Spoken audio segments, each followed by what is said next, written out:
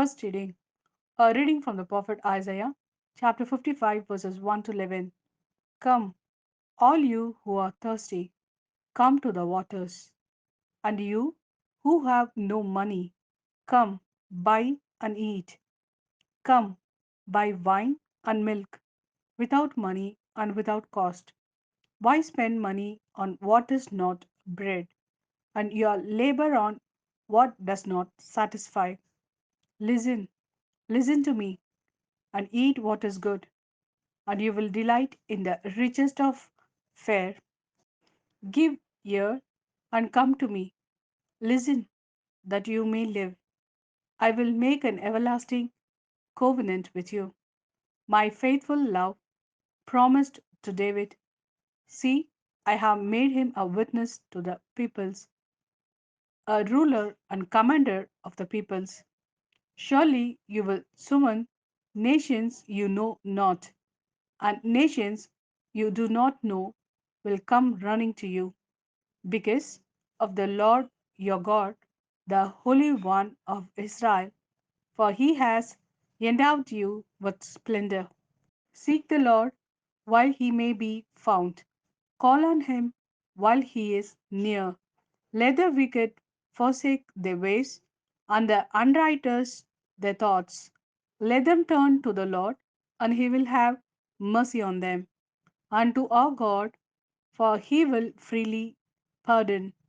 For my thoughts are not your thoughts, neither are your ways my ways, declares the Lord. As the heavens are higher than the earth, so are my ways higher than your ways, and my thoughts than your thoughts. As the rain and the snow come down from heaven and do not return to it without watering the earth and making it bud and flourish, so that it yields seed for the sower and bread for eater. So is my word that goes out from my mouth.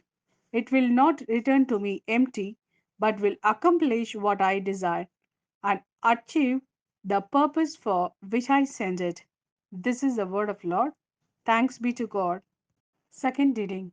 A reading from the first letter of St. John, chapter 5, verses 1 to 9. Everyone who believes that Jesus is the Christ is born of God, and everyone who loves the Father loves his child as well. This is how we know that we love the children of God, by loving God and carrying out his commands. In fact, this love for God to keep his commands, and his commands are not burdensome. For everyone born of God overcomes the world.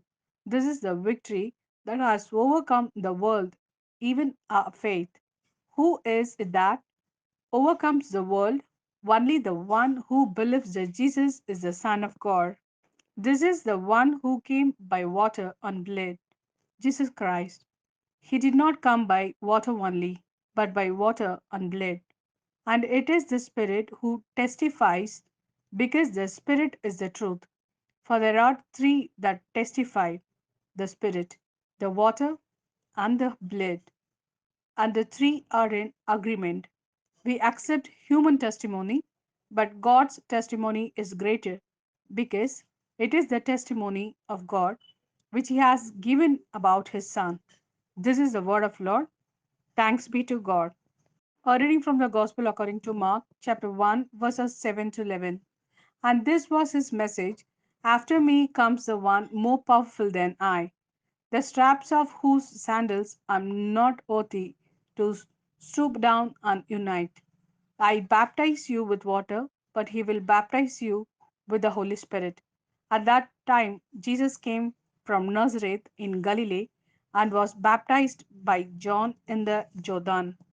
Just as Jesus was coming up out of the water, he saw heaven being torn open and the Spirit descending on him like a dove.